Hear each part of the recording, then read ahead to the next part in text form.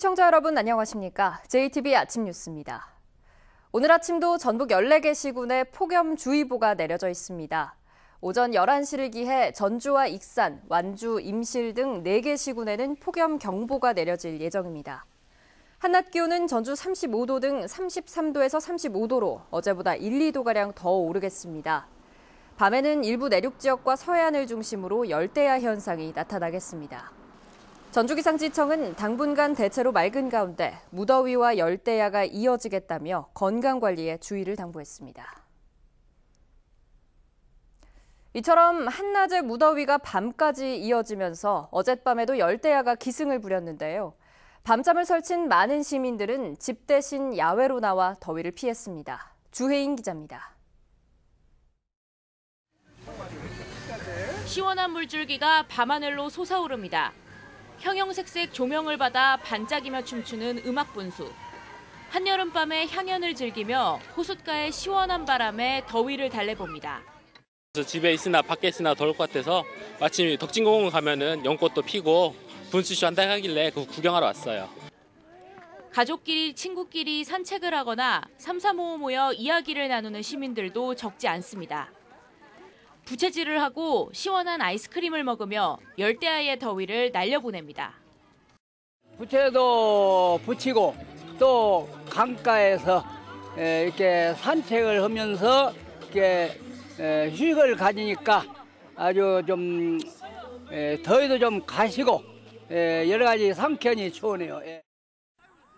조명이 켜진 축구장도 열대야의 탈출구. 있는 힘껏 달리고 공을 쳐다보면 온몸이 땀으로 젖지만 기분만은 상쾌합니다. 이열치열, 열대야와의 정면 승부로 무더위를 이겨냅니다. 제 건강 챙기고 정신적인 건강, 육체적인 건강 챙기려고 나와서 뛰고 있는데 마음, 몸 시원하니 너무 좋습니다.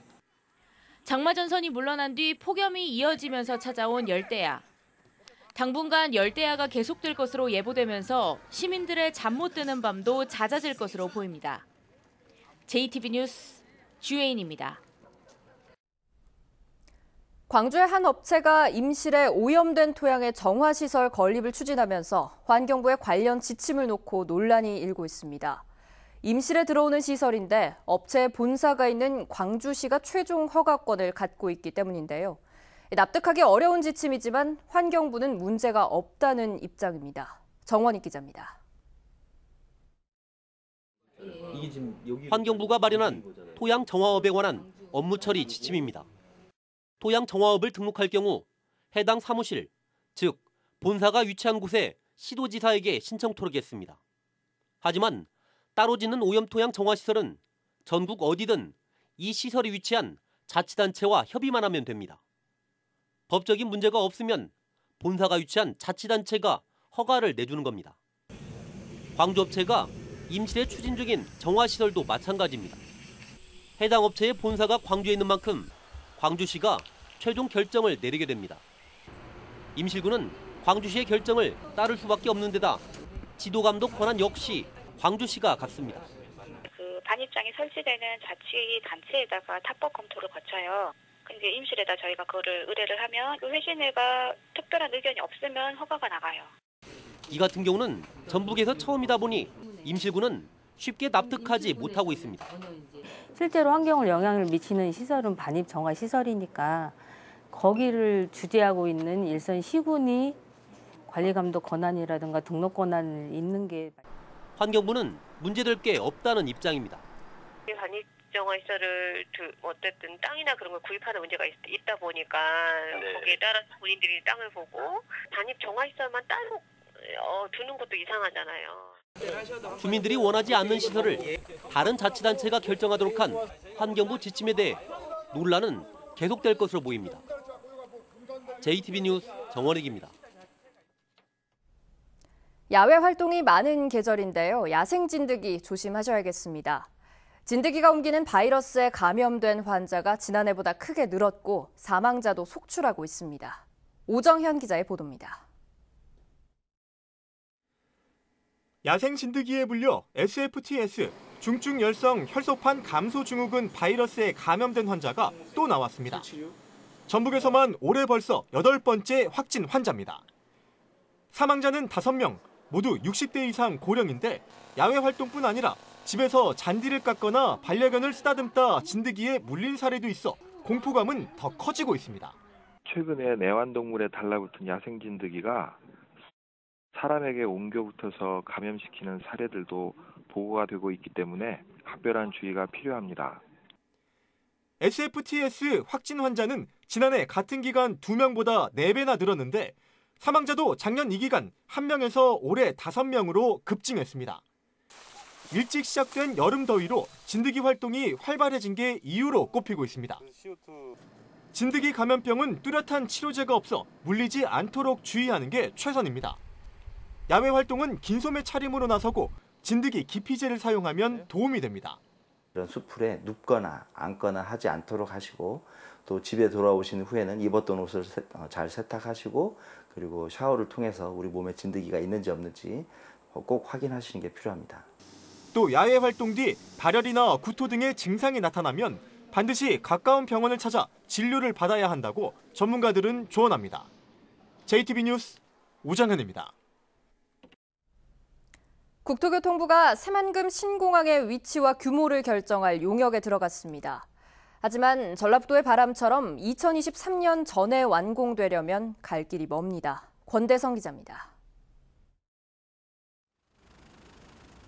새만금 신공항에 대한 사전 타당성 연구 용역이 시작됐습니다. 용역이 끝나면 위치와 규모, 건설비 등 전북의 수건인 신공항의 큰 틀이 나오게 됩니다.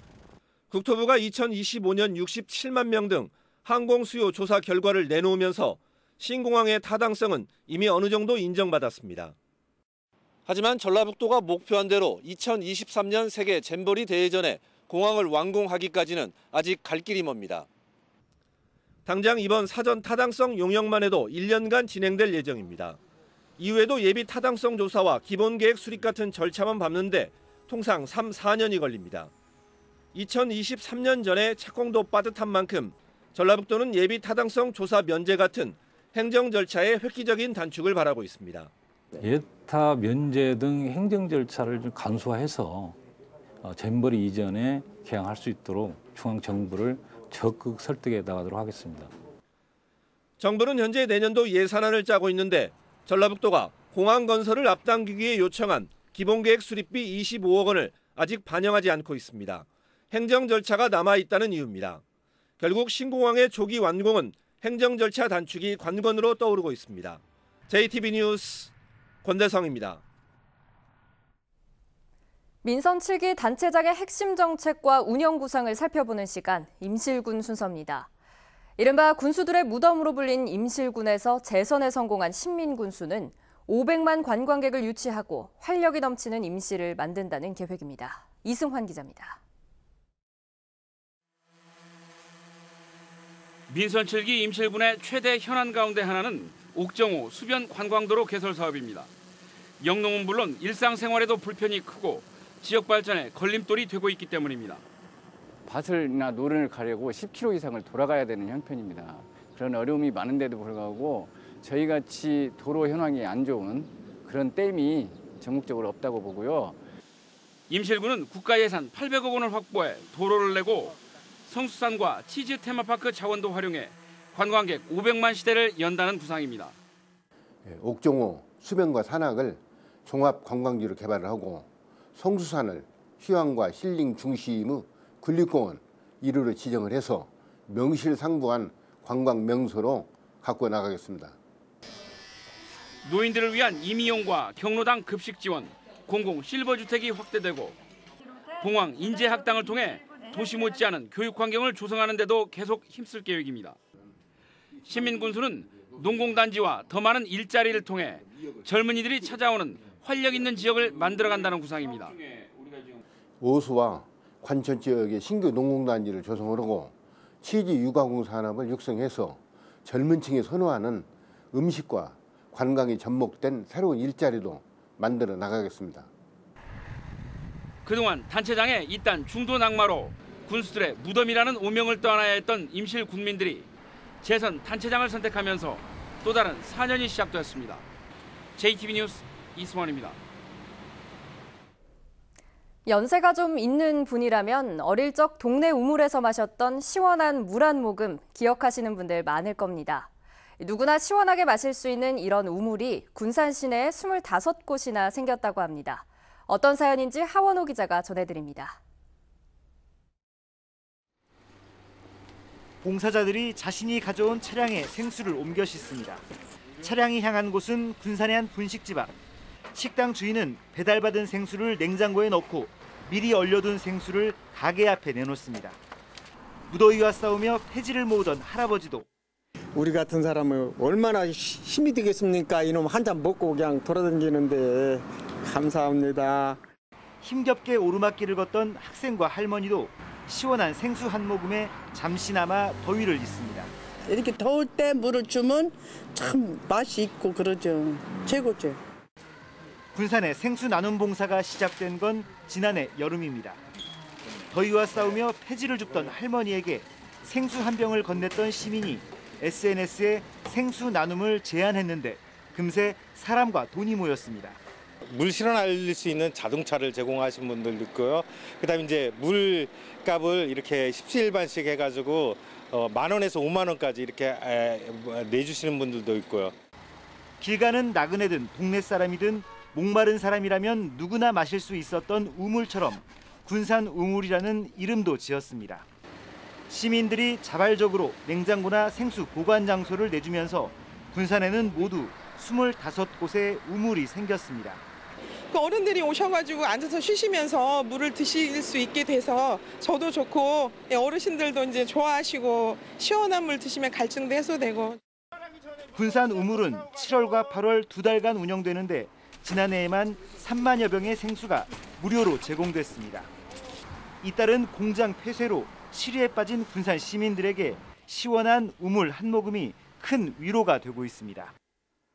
JTB 뉴스 하원호입니다. 일손이 부족한 구인업체와 일자리를 찾는 구직자들이 한자리에 모였습니다. 60여 년 전 발생했던 참사를 통해 장마철 재난예방태세를 다지기 위한 행사가 남원에서 열렸습니다. 나금동 기자입니다. 완주군은 여성 새로일하기 센터와 구인구직 만남의 날 행사를 개최한 결과 모두 200여 명이 면접에 참여해 30여 명이 취업에 성공했다고 밝혔습니다. 완주군은 입주기업의 구인난을 덜어주고 구직자의 취업을 돕기 위해서 실효성 있는 소규모 구인구직 행사를 분기별로 개최할 계획입니다. 1961년 장마로 저수지 제방이 무너지면서 110명의 주민이 숨진 남원시 200면에서 피해자들의 넋을 기리기 위한 행사가 열렸습니다. 참석자들은 오랜 세월이 지났지만 당시 참사를 교훈 삼아 여름철 재난 예방에 만전을 기하자고 다짐했습니다. 오늘 이 행사는 우리 후손들이 절대 이러한 일이 반복되어서는 안 되겠다는 의미에서 경각심을 심어주기 위해서 오늘 이러한 행사를 하게 되었습니다. 올해로 6번째를 맞는 전주 오픈 국제 태권도 대회가 오는 21일부터 24일까지 전주 화산체육관에서 진행됩니다. 이번 대회에는 28개국 2,300여 명의 선수단이 참가해 겨루기와 품새 부문에서 실력을 겨룰 예정입니다. 전라북도 자원봉사센터의 찾아가는 맞춤형 재능봉사단이 장수군 장수읍 안양마을을 찾았습니다. 봉사자들은 쑥뜸과 네일아트, 의류탈취제 만들기 프로그램 등을 진행해 주민들로부터 높은 호응을 얻었습니다. JTB 뉴스 나금동입니다. 군산조선소 가동 중단과 한국GM 군산공장의 폐쇄 영향으로 전북에서 취업 한파가 이어지고 있습니다. 통계청에 따르면 지난달 전북의 취업자 수는 92만 9천 명으로 지난해 같은 달에 비해 6천 명 적었고 고용률은 59.2%로 0.3%포인트 낮아졌습니다. 반면 실업자 수는 2만 5천 명으로 지난해 같은 달에 비해 1,000명 늘었고 실업률은 2.7%로 0.2%포인트 높아졌습니다. 정부가 전통시장 화재 피해 보상을 위해 지난해 도입한 보험에 가입한 점포가 크게 늘었습니다. 전라북도는 전통시장 전용 화재 공제에 가입한 점포가 지난해 말 262곳에서 올 들어 642곳으로 2.5배가량 늘었다고 밝혔습니다. 전라북도는 가입률을 높이기 위해서 전국에서 유일하게 공제 가입비의 60%를 지원하고 있습니다.